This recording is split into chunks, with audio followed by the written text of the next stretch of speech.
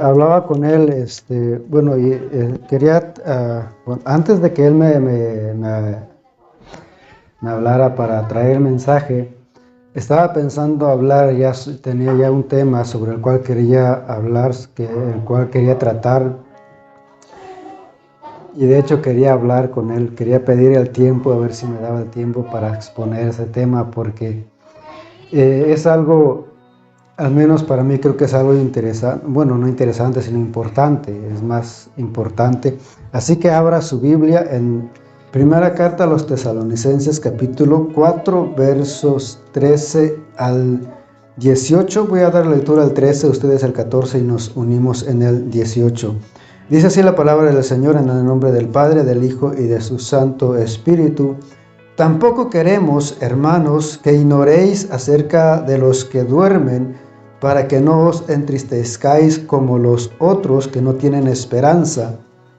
Porque si creemos que Jesús murió y resucitó, así también traerá Dios con Jesús a los que durmieron en él.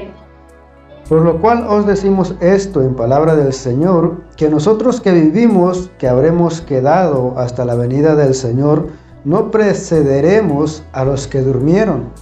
Porque el Señor mismo, con voz de mando, con voz de arcángel y con trompeta de Dios, descenderá del cielo, y los muertos en Cristo resucitarán primero.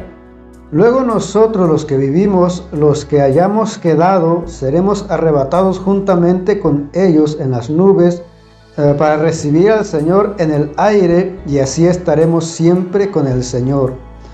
Por tanto, alentaos los unos a los otros con estas palabras. Te damos gracias, Señor, en el nombre de Jesús por este tiempo. Gracias por la oportunidad que me da de exponer tu palabra. Gracias por cada uno de mis hermanos, Señor, que dispusieron ese tiempo también de estar en este lugar, de poder reunirnos, Señor, y adorarte, poder darte gracias, Señor, por todo lo que tú nos has dado, por todo lo que tú has hecho, Dios, en la vida de cada uno. Pongo en tus manos, Señor, este tiempo, que seas tú hablando, Señor, preparando nuestros corazones, preparando nuestra mente, Señor, nuestras vidas para recibir tu palabra, Dios. Pongo este tiempo y a cada uno, Señor, delante de ti, en el nombre de Jesús. Despeja los aires y todo aquello, Señor, que quiera estorbar este tiempo, Dios, en el nombre de Jesús. Amén y amén. Puede tomar su lugar, hermanos. Como decía, este es un tema que de hecho quería tratarlo, quería hablarlo el domingo pasado, pero me enfermé y ya no pude estar.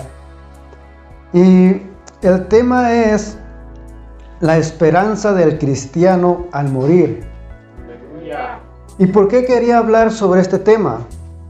Porque el pastor ha dicho muchas veces de que gracias a Dios no se ha velado a nadie físicamente en este lugar. Pero si se han dado cuenta, desde hace un tiempo, al menos creo que no recuerdo si fue la hermana Mali en una de las primeras que perdió a su madre, si no mal recuerdo. El hermano Rubén también perdió a su madre. Hace unos meses uno de mis cuñados murió. Yo no traté con él, lo conocía, pero nunca traté con él. Él estuvo casado con mi hermana como alrededor de unos 15 años. Y hace unos meses murió. Él estaba joven también. Y lo que está pasando, la familia de nuestra hermana Fidelia, el hermano Antonio.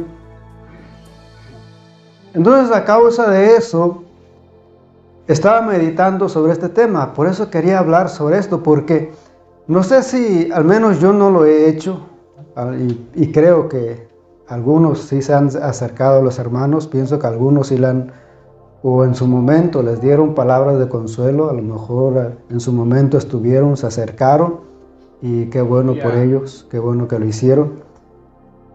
Pero en general no se ha hablado, o al menos no se expuso algo en favor de los hermanos que tuvieron esa pérdida.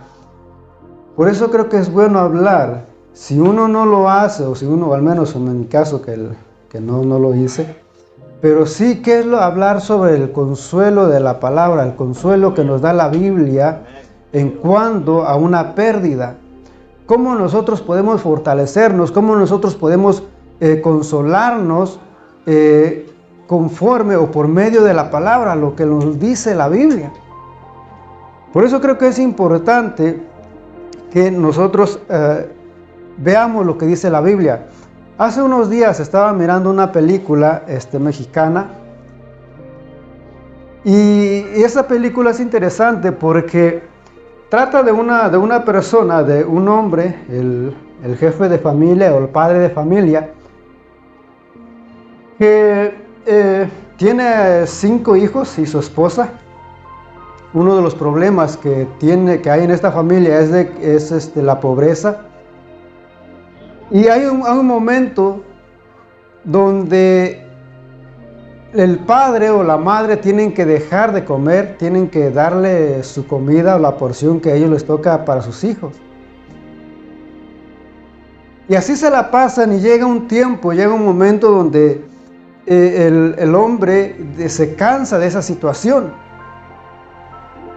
Y llega este momento donde él se propone no comer más, no probar nada, hasta que llegue un día donde él tenga un pavo para él solito, para él solo. Porque el hambre, ese era el problema, dentro de la pobreza estaba el hambre. Y entonces dice, él le hace esta promesa y dice, yo no voy a comer nada, no voy a probar nada hasta que no tenga un pavo para mí solo, y no lo voy a compartir con nadie, ni con mis hijos. Bueno, en ese momento estaba hablando con su esposa. Su esposa, al ver la situación de su esposo, busca la manera, y ella roba el pavo. Se roba el pavo, se lo prepara a su esposo. El esposo en una mañana se va, como siempre, como todos los días, al campo. Pero antes de irse, su esposa se le acerca y le da la bolsa con el pavo. Le dice, tú dijiste que lo querías para ti solo. El esposo, el hombre, lo abre y ve que es el pavo. Le dice a su esposa, yo sé lo que es desear algo para ti solo y no compartirlo con nadie. Yo te entiendo, yo sé lo que es eso. Le dice, vete, llévatelo, vete antes de que los niños vengan y pues te lo tengas que compartirlo. El hombre se va al campo. Allá en el campo busca el lugar donde sentarse y empezar a comerse el pavo. Pero en eso se acerca o se aparece el diablo. Se aparece el diablo en forma de un una persona de un no un mariachi, pero algo, no sé cómo se le dice, pero le dice al hombre, compárteme, o sea, si me das parte de ese pavo, te doy mi espuela. El hombre le dice, bueno, ¿y yo para qué quiero una espuela? Bueno, si me das aunque sea una parte de la pechuga, te doy estas monedas de oro. Y él dice, bueno, a mí para qué me sirven esas monedas de oro. Si alguien de mi posición, alguien de mi condición no puede intercambiar una moneda de oro, porque en ese momento me acusan de ladrón. O sea, a mí no me sirven esas monedas de oro. Entonces dice, bueno, si me das aunque sea una pequeña parte de ese pavo, te doy este bosque.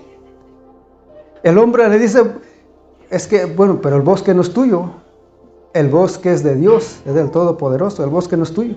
Se va, el diablo se va. Después aparece Dios y le dice lo mismo, le pide lo mismo, que le compartiera un pedazo de pavo. Pero el hombre le dice, Señor, tú no quieres el pavo, tú no quieres un pedazo de pavo. Tú eres el dueño de todo, tú no quieres esto. A ti lo que te interesa es solamente una buena acción que yo haga, pero no te interesa el pavo. Entonces no puedo compartirlo contigo porque pues, tú eres el dueño de todo. O sea, ¿qué te puede interesar el pavo? Entonces a ti lo que te interesa es solamente una acción, una buena acción que yo haga. Y no le comparte tampoco a Dios. Después se le aparece la muerte. Y la muerte le pide lo mismo, que le compartiera su pavo. En ese momento el hombre se pone a pensar, lo mira como demacrado, lo mira con hambre, lo mira delgado. La muerte le dice, he pasado milenios sin probar un pavo, sin probar alimento. Al final el hombre se sienta y le comparte su pavo a la muerte. Ahí sigue la película. Al final o después, después de que terminan de comer, le pregunta a la muerte, ¿por qué no compartiste tu pavo con el primero que te lo pidió? Dice, es que pues no compartí este pavo con mi familia, que era lo más importante para mí. No lo compartí con mis hijos, menos lo voy a compartir con él. Lo más importante es mi familia, ¿no? O sea, si no lo compartí con mi familia, menos lo voy a compartir con el diablo. Bueno, y con el segundo, ¿por qué no lo compartiste al segundo? Es que a él no le interesaba el pavo, él lo que quería una buena acción solamente. Él es el dueño de todo, o sea, él no quería el pavo. Y conmigo, ¿por qué sí? Le dice el hombre, porque cuando tú te apareces, no hay tiempo de hacer nada. Solamente te apareces y todo se termina. Entonces, si yo te compartí, y la razón por la que yo te compartí es porque si yo te comparto la mitad de mi pavo, y si no te lo hubiera compartido, el momento de que tú te apareces yo me hubiera muerto y no hubiera probado el pavo. Pero al compartir la mitad contigo, mientras tú comes y yo como, estoy disfrutando de mi pavo. Me da tiempo de probar, de disfrutar de mi pavo. Esa es la razón por la que compartí contigo. Pero dice que la muerte es una de las más justas, y si quieren ver la película se llama Macario. Cuando uno se pone a pensar sobre esas cosas, o ese tipo de películas, son no solamente para distraerse, son cosas que tienen sentido, que por lo menos lo ponen a pensar a uno. Y entonces la muerte dice de que es una de las más justas, porque la muerte se lleva, no importando la posición, no importando la edad, no importando la condición de las personas. O sea, la muerte se lleva a los pequeños, grandes, medianos, ancianos, pobres, ricos, no importa la situación, no importa la condición de las personas, la muerte lleva a la gente igual. La muerte no discrimina. Y uno busca muchas veces la forma, como Macario, de alargar por lo menos algunos segundos o algunos minutos o algunos días en prolongar, pero al final vamos a morir, o al final uno va a morir.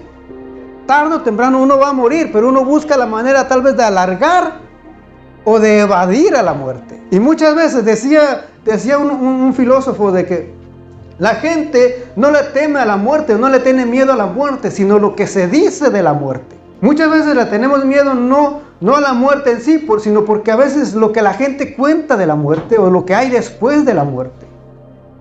Pero afortunadamente también nosotros como cristianos tenemos la Biblia, que la Biblia nos dice qué hay después de la muerte.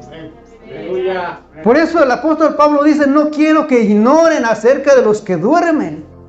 O sea, no podemos ignorar, no podemos nosotros desconocer acerca de la muerte y lo que hay después de la muerte, porque ya la Biblia, ya Dios nos dice qué hay después. Por eso nosotros no tenemos que tener miedo, ya sea a la muerte o lo que haya después de la muerte, al menos de cómo está la condición de uno, o la situación o la relación personal que haya entre uno y Dios. Entonces sí uno debe de temer. Pero de lo contrario, si uno está bien, si uno sabe de que la relación con Dios está bien, uno no debe de temer la muerte. Ni lo que se diga o lo que la gente diga de ella. La esperanza del cristiano al morir. El propósito de este mensaje es, como decía, consolarnos por medio de la palabra. Ahora, ¿qué es la muerte? Dice el diccionario bíblico, es un fenómeno universal que marca el fin de la vida. Hablando de la muerte física, lógicamente la muerte física es solamente cuando uno deja de respirar. Y uno eso lo puede tratar también en diferentes áreas, en psicología o filosofía y todas esas ramas también. Pero hablando solamente en estos dos términos, la muerte también es una consecuencia del pecado, una consecuencia de la desobediencia. Por lo tanto, dice la muerte, cuando hablamos de la muerte, estamos hablando solamente del cese de la vida física. Pero cuando vamos a la Biblia, ¿qué es lo que la Biblia dice acerca de la muerte también? Dice la muerte no implica dejar de existir, más bien consiste básicamente en una separación entre lo físico y lo inmaterial. O sea, entre el cuerpo y el alma. La muerte espiritual es la separación del ser humano de su Dios. Por eso la muerte no es lo más grave. O sea, la muerte física, dependiendo, al menos como nosotros como cristianos, no es lo más grave. Lo que es grave es la muerte espiritual. O sea, debemos de tener miedo o de temer, no de morir, sino de ser separados de Dios. Porque cuando vamos a la Biblia, como decía, la muerte en sí es la muerte, hablando de la muerte espiritual, es la separación entre Dios y el hombre. Por eso cuando aquellos, uno de los grandes tormentos, dicen algunos, de los que están en el infierno o van a estar en el lago de fuego, o sea, no es tanto, lógicamente es el sufrimiento, pero el saber de que uno está lejos de Dios, estar separado de Dios, de que no hay una oportunidad, de que ya no hay forma de salir, o sea, esa es la verdadera muerte. Por eso habla de la muerte segunda y de ahí ya no hay más. Es la separación de Dios entre Dios y el hombre. O sea, no hay nada peor que eso. Por eso Jesús dijo, no tengan miedo al que mata el cuerpo, pero el alma no pueden matar, no pueden tocar, no pueden hacer nada con el alma. Nosotros tenemos que temer más a la muerte espiritual que a la muerte física, porque si nosotros nos vamos con otros puntos, es de que podemos ver de que la muerte solamente es un puente, es un medio que Dios usa para llegar a Él, para estar con Él. O sea, la muerte es el puente entre lo material, entre nuestra estancia en esta tierra y estar con Él, estar en la presencia de Dios. Por eso veamos lo que dice en Juan capítulo 15, verso 25. Juan capítulo 11, verso 25. Y Mateo capítulo 16, verso 25. Juan capítulo 11, si me ayudan, Mateo 16, 25. Aquí está hablando acerca de las dos áreas. La muerte espiritual y la muerte física y la muerte espiritual. Dice, el que cree en mí, aunque esté muerto, vivirá, hablando de la muerte física. Y si leemos lo que dice el capítulo, está hablando, está con Lázaro. Entonces dice, el que cree en mí, aunque esté muerto, vivirá. Y en Mateo dice de que el que trata de salvar su vida, la perderá. Por eso cuando uno habla de Apocalipsis, de la marca de la bestia, que muchos dicen, bueno, el simple hecho de dejarse quitar la cabeza o dejarse decapitar, muchos no van a aceptar eso. ¿Por qué? Por lo mismo también que de hecho dijo Satanás cuando estaba tentando a Job. O sea, ¿qué no daría el hombre por su vida? ¿Qué no haría el hombre por salvarse, por estar vivo, por vivir? ¿Qué no haría uno por no morir? O sea, uno daría todo por estar vivo. Lo difícil es morir, estar dispuesto a morir por causa de Cristo. Pero eso dijo Jesús, de que el que pierde su vida por causa de mí la hallará. ¿Por qué? Porque aunque uno muera físicamente, en ese momento, lógicamente, uno pasa a la presencia de Dios. Uno sigue viviendo en la presencia de Dios en ese momento. En cambio, si uno muere negando y apartado de Dios, muere físicamente y muere espiritualmente. ¿Por qué? O sea, no hay esperanza, ya no hay remedio. Por eso dice la Biblia, o sea, ¿de qué le sirve al hombre ganar todo el mundo si al final pierde su alma? ¿De qué nos sirve tener todo si al final vamos a estar separados de Dios? ¿De qué nos sirve estar vivos y disfrutar de la vida si al final vamos a estar separados eternamente de Dios?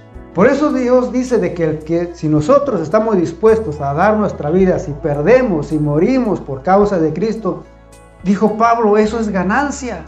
Si morimos por causa de Cristo, eso es ganancia. Es lo mejor que uno pudiera hacer.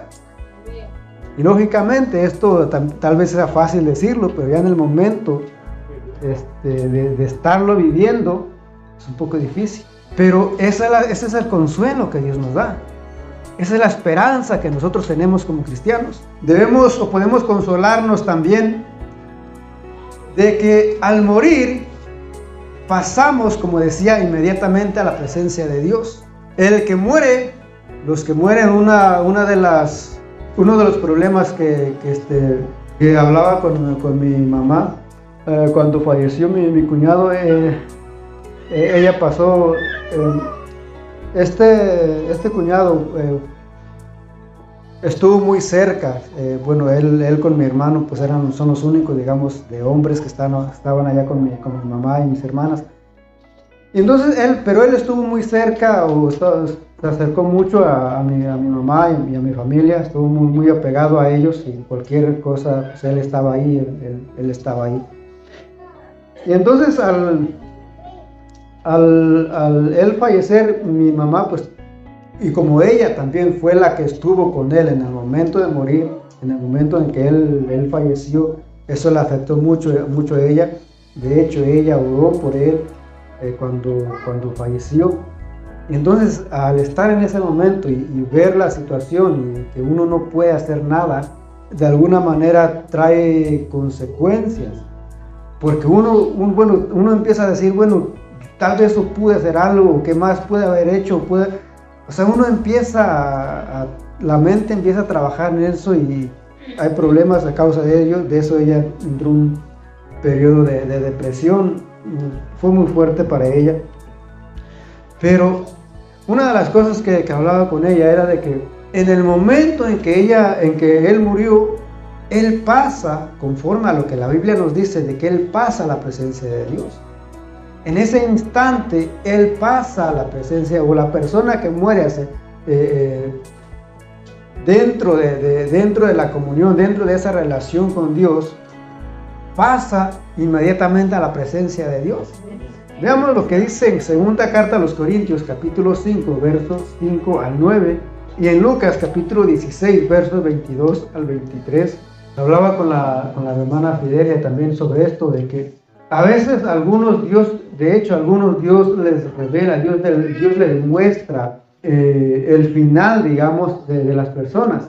Entonces Dios confirma también la situación o la condición de las personas. Pero a través de la Biblia podemos ver también a dónde van las personas o al menos los cristianos en este caso, cuando mueren o cuando morimos. Segunda carta a los Corintios, capítulo 5, versos 5 al 9. Dice: procuramos estar ausentes del cuerpo y presentes en el Señor.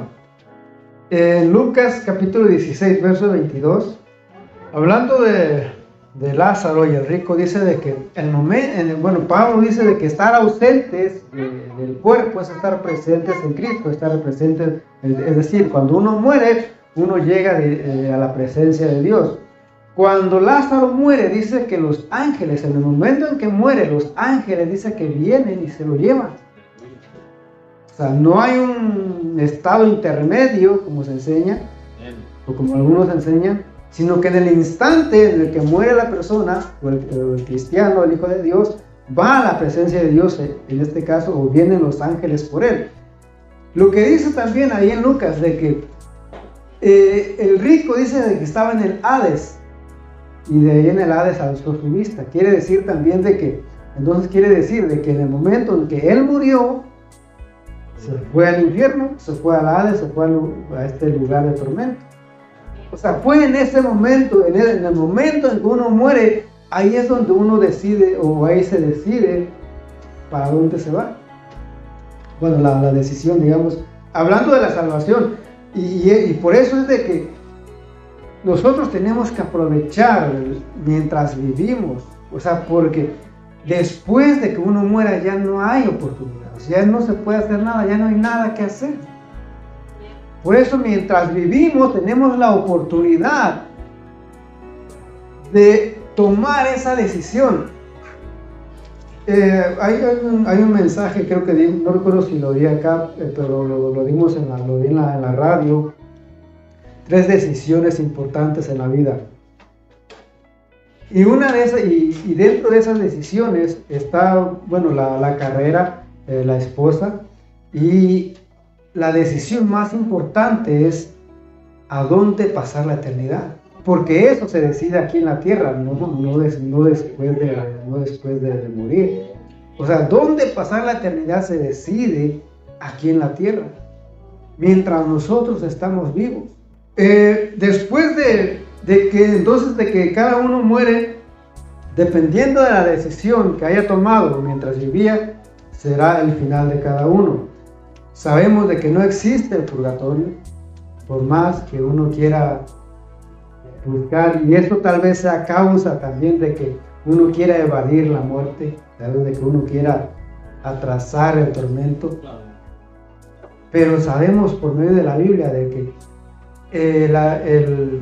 el limbo, el purgatorio, todo ese tipo de cosas no existen, no están en la Biblia, no enseñan la Biblia. La Biblia no habla sobre eso. Solamente hay dos lugares. Dice en Hebreos 9:27, creo, es de que está establecido de que para el hombre que muera solamente una vez y después de esto el juicio. O sea, no hay nada más. Ya no hay otro lugar. La esperanza que nosotros tenemos como cristianos y cómo nosotros podemos consolarnos es de que ellos están en la presencia de Dios, están descansando. Es lo que dice también en el otro punto, no hay más lágrimas. Apocalipsis capítulo 21 verso 4. Apocalipsis capítulo 21 verso 4. A ver si los jóvenes pueden ayudarme. Isaías capítulo 65 verso 19. Apocalipsis 21 4. Isaías 65 19. A ver los jóvenes. Dice: enjugará de ellos Dios toda lágrima, todo llanto, todo sufrimiento, todo dolor. Una de las cosas, cuando estuvo el caso del pastor Julio Melgar, y con estas declaraciones que hicieron algunos cantantes, una de ellas, creo que hasta después de un año, respondió a todas estas críticas que le estuvieron haciendo, pero creo que la respuesta fue peor que las declaraciones, porque ella dijo que al final sí se había sanado, porque ya estaba en la presencia de Dios y allá ya no estaba enfermo, ya no había cáncer, lógicamente tiene razón de que allá ya no va a haber nada. El problema fue el momento en que se dio. Pero sí, o sea, dice la Biblia de que allá ya no va a haber llanto, ya no va a haber tristeza, ya no va a haber clamor, ya no va a haber sufrimiento, o sea, ya no va a haber nada. Entonces los que están allá, o los que se fueron, los que se adelantaron, están ahí, están libres de todo lo que nosotros estamos padeciendo en este mundo, en este cuerpo. Están libres, están descansando de todo trabajo, o sea, ya no sienten dolor, no sienten lo que nosotros estamos sintiendo, no sienten tal vez, si alguno estuvo enfermo, no está sintiendo ese dolor. Están libres, están en paz. Ellos sí están en paz. Ellos sí están gozando, ellos sí están disfrutando, libres de todo lo que nosotros estamos padeciendo. Pero hablando de las declaraciones también que uno puede hacer o que uno escucha, uno tiene que tener cuidado con eso. Porque cuando uno hace una declaración, y esa declaración, primero si no está conforme a la Biblia y luego si no se cumple, hay otras consecuencias que la misma Biblia dice. Pero eso, cuando uno hace ese tipo de declaraciones, eso afecta a la persona directamente. ¿Por qué? Porque esa persona tal vez esté tomando alguna pastilla, algún tratamiento, está tomando algo. Y si esa persona cree lo que alguien le dice, puede que deje el tratamiento y las instrucciones que tenga que seguir y adelante quizás su muerte. Lo otro, de que las personas familiares o personas alrededor de él o de ella, pues eso causa confusión, eso después causa crítica. Y bueno, dice, ¿por qué no se supone que ellos, según que oraron y que declararon, ¿y dónde está? ¿Dónde está lo que ellos dijeron? Eso causa más crítica, más murmuración, y eso no se cumple, eso causa más que la gente se aleje de Dios, que la gente deje de creer y se aparte más de Dios. Por eso uno tiene que tener cuidado cuando hace declaraciones o tipo de declaraciones, o cuando uno escucha que alguien hace declaraciones. porque eso trae consecuencias. Pero lo que vemos en la Biblia es lógicamente, la Biblia nos promete y nos dice de que más allá, cuando uno esté allá, ya no va a haber sufrimiento y no va a haber dolor, no va a haber enfermedad, no va a haber llanto, clamor, no va a haber nada. Lo otro es de que la muerte, dice la Biblia también, de que será destruida. Lógicamente, cuando nosotros, ya por eso dice Hebreos, de que solamente morimos una vez. Si nosotros morimos, o si alguien muere, pasa la presencia de Dios, ya de ahí se acabó todo eso. Ya de ahí no hay una de que ya no hay muerte. O sea, esa persona ya no va, ya pasó de muerte a vida, dice la Biblia. Ya nunca va a morir. Aparte de los sufrimientos, pues ya no va a haber muerte, ya no vamos a morir. Por eso dice de que la muerte será la última o la postrer enemiga a vencer, o será destruida. En Isaías capítulo 25, verso 8, los jóvenes. Isaías capítulo 25, verso 8. Primera carta a los Corintios capítulo 15, verso 26. Y Apocalipsis capítulo 20, verso 14. Si alguien puede buscarlo en la traducción lenguaje actual. Pues, bueno, de hecho no sé si es la que tiene. Hermano Rodo, la traducción lenguaje actual. Apocalipsis 20, 14. ¿Quién tiene Corintios 15, 26?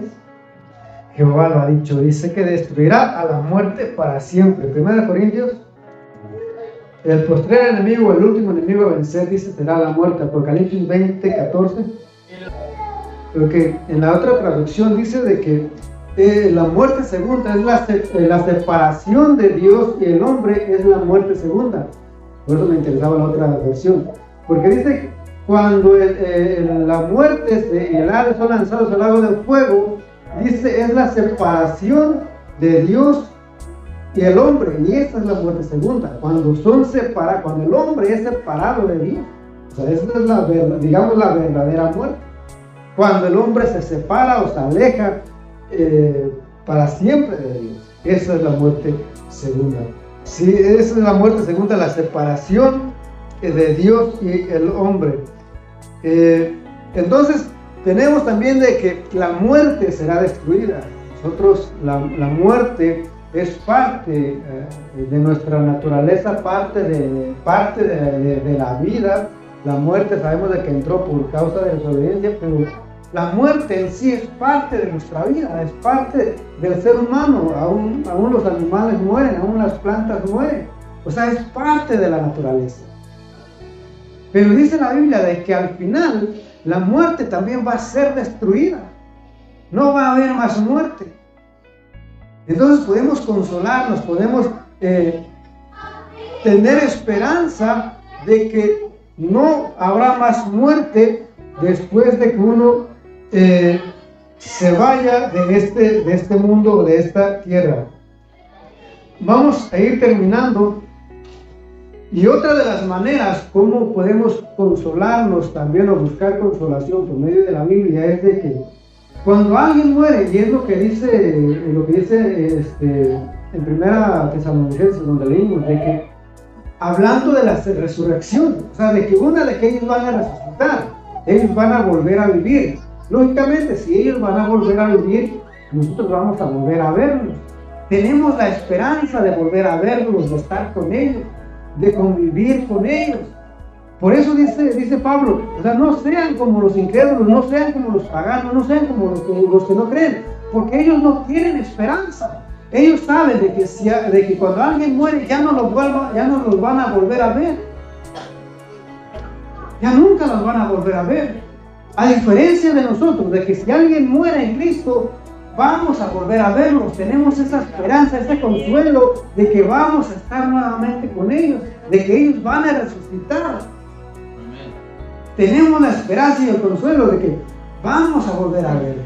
O sea, nos vamos a despedir un rato, por un momento, por un tiempo en esta vida, pero cuando Cristo venga, los vamos a volver a ver. Ese es el consuelo, esa es una de las esperanzas que Dios nos da, que tenemos a través de la Biblia. Primera Tesalonicenses capítulo 4 versos 13 al 17, donde leímos al principio. No quiero que ignoren, para que no dices que no se entristezcan, no estén tristes como los que no tienen esperanza. Es difícil cuando alguien muere, es difícil cuando alguien parte. Pero dice el apóstol Pablo, no se entristezcan, porque cuando Cristo venga, ellos van a resucitar. Ellos van a volver a vivir, vamos a estar con ellos, vamos a volver a verlos. A diferencia de los que no tienen esperanza, de los que murieron sin Cristo, ellos sí tienen razones para entristecerse, para hacer todo lo que ellos hacen, porque ellos no tienen esperanza. Por eso ellos buscan la manera, tal vez esa sea una de las razones de tantas misas, pagar misas y pagar indulgencias y pagar tantas cosas para sacarlos del purgatorio, sacarlos del limbo, sacarlos de cualquier otro lugar. Pero Dios nos dice, ustedes no, ustedes tienen una esperanza. Ustedes no se entristezcan, porque esto va a ser momentáneo, va a ser por un tiempo. Que de hecho dice, cuando Cristo venga, ellos van a ser los primeros. Nosotros no nos vamos a adelantar, ellos van a ser los primeros. Después de ellos, entonces sí vamos nosotros. Así que si alguien quiere ser el primero, pues, sí, por eso decía al principio, uno de los problemas que mi mamá es eso, el problema cuando uno se queda ahí, cuando uno se queda con ese duelo, con esa tristeza, es cuando uno se queda en ese estado, ahí es donde quizás el diablo aprovecha para meter todo eso. Bueno, ¿y dónde está Dios? ¿Por qué Dios lo permitió? ¿Por qué Dios no lo hizo así? Como Dios hubiera hecho esto. O sea, uno, dice la Biblia, bueno, ¿quién es uno? ¿Quién le va a enseñar a Dios? Entonces, pero eso es uno de los problemas que por esa razón uno tal vez necesita conocer lo que la Biblia nos dice. Por eso dice Pablo, no quiero que ustedes ignoren esto. O sea, la Biblia nos habla de la muerte. La Biblia nos habla, estaba pensando de que la Biblia nos habla de la muerte como que algo natural, como que algo normal. Dice en Eclesiastés de que es mejor el día de la muerte que el día en que se nace. Dice ahí mismo de que el sabio, dice, el que es sabio tiene presente la muerte, pero el que es insensato, el que es necio, solo piensa en divertirse. Entonces la Biblia nos habla de la muerte como algo normal, como algo que tiene que pasar, es un proceso por el cual todos vamos a pasar. Por eso nosotros tenemos que ser conscientes, por eso la Biblia dice, enséñame a contar mis días. No somos eternos en esta tierra, vamos de pasada, somos peregrinos. O sea, aquí solamente es un tiempo. O sea, si es un tiempo, lógicamente, pues vamos a morir. Amén, gloria a Dios. Vamos, la muerte está ahí. Es algo natural. Sí, el problema es eso. El problema es cuando uno se queda en esa situación, en ese estado de tristeza, en ese estado de luto. Y sí, de hecho, la Biblia nos habla de hasta periodos de luto que tenían que tener 130 días o el tiempo que tenga que estar. Pero el problema es como cuando uno se queda con eso, y de ahí pues sí, ya entra todo lo que es el resentimiento, el enojo. O sea, eso da lugar, si uno se queda en ese estado, da lugar a otras cosas que en lugar de acercarnos a Dios, nos pueden alejar de Dios. Por eso uno tiene que tener en mente lo que la Biblia nos dice y tener presente, o sea, que la muerte es algo que nos va a pasar a todos. Todos perdemos algo en algún momento, o sea, es algo parte de la vida. Sí, pero es algo que la Biblia, tenemos consuelo en la Biblia, tenemos consejo de la Biblia. Lo que la Biblia nos dice es de que quizás no habrá más llanto allá, no habrá más sufrimiento, no habrá... Nosotros tenemos un acuerdo cuando murió el hermano Jesús Rivera. Sí, por eso ya para terminar, hablaba con la hermana Julia, y una de las cosas que a causa de todo esto, al menos una de las preguntas que yo sí me he estado haciendo es esto. O sea, no, lo que sí me da miedo, digamos, lo que sí me pone a pensar es no el que una persona muera, sino dónde va a pasar la eternidad. Esa es la pregunta que a mí me llega cuando alguien muere, ¿dónde va a pasar la eternidad?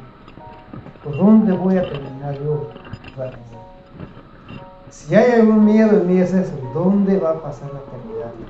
Aparte de que una persona muera, pero eso es algo normal y tiene que pasar, y eso no nos haría tanto el problema, sino ¿dónde va a pasar la eternidad? Esa es la pregunta.